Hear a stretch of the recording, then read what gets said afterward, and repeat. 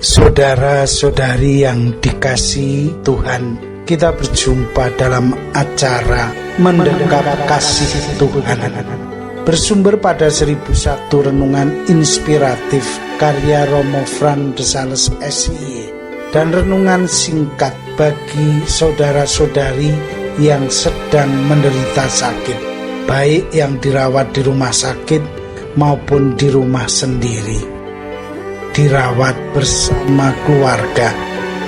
Dengan saya, Romo Valentinus Teja Antara SIY, dari rumah komunitas SIY Teluk Betung, Lampung.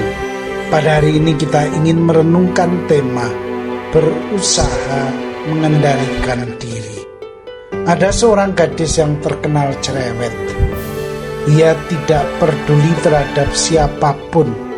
Apa saja yang tidak disukainya akan ia komentari. Ia tidak mau tinggal diam. Setiap orang yang melakukan kesalahan sekecil apapun akan ia omeli.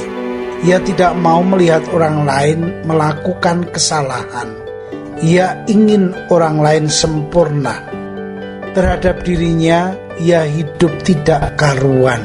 Ia lebih banyak meminta pengampunan dari orang lain ketika ia melakukan kesalahan. Ia meminta pengertian dari sesamanya dikala ia salah melangkah dalam hidup ini. Situasi seperti ini menimbulkan banyak protes. Orang-orang tidak begitu menyukai dirinya. Mereka menghindar ketika berpapasan dengannya. Mereka kurang begitu memiliki sikap respect terhadapnya. Akibatnya, lama-kelamaan ia kehilangan banyak sahabat.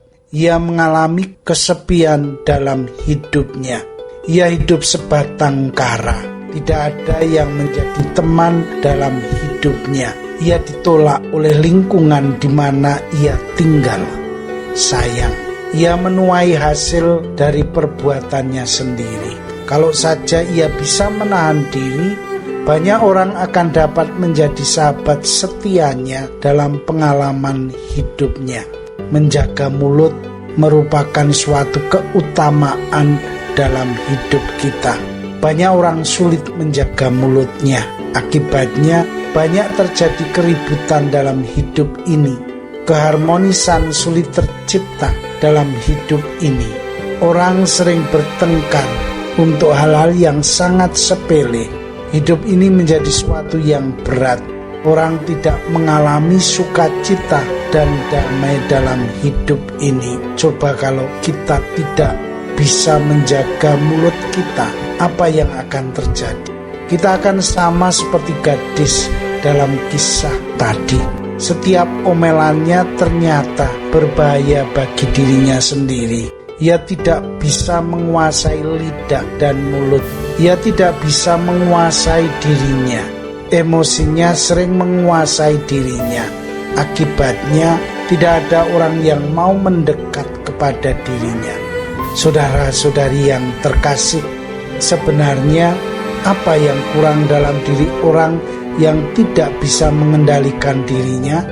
Yang kurang adalah cinta kasih dan rasa percaya terhadap orang lain. Biasanya yang terjadi adalah cinta diri yang berlebihan. Orang memandang dirinya sendiri sebagai yang paling baik dan sempurna. Akibatnya, orang tidak melihat kebaikan yang ada dalam diri orang lain. Dirinya lah yang paling baik dan benar, sehingga orang lain selalu tidak baik dan salah. Karena itu, yang dibutuhkan adalah mengubah cara pandang terhadap orang lain. Orang mesti memandang sesamanya sebagai bagian dari hidupnya. Sesama itu bukan sasaran tembak. Sesama itu juga memiliki nilai-nilai dan kebenaran yang mesti dihargai dalam hidup ini. Sebagai orang beriman, kita mesti berani menerima kehadiran sesama dalam hidup ini.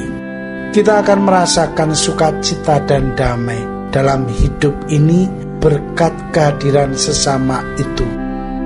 Saudara-saudari terkasih, marilah mengakhiri renungan singkat kita dengan menyatukan iman, harapan, dan kasih kita kepada Tuhan. Akhirnya, berkat dan doaku selalu menyertai Anda yang sedang sakit. Semoga Tuhan memberi kesembuhan, kekuatan, dan ketabahan dalam memanggul salib hidup ini dan diberi semangat serta kesegaran. Doa dan berkatku selalu menyertai Anda. Sampai bertemu dalam renungan selanjutnya.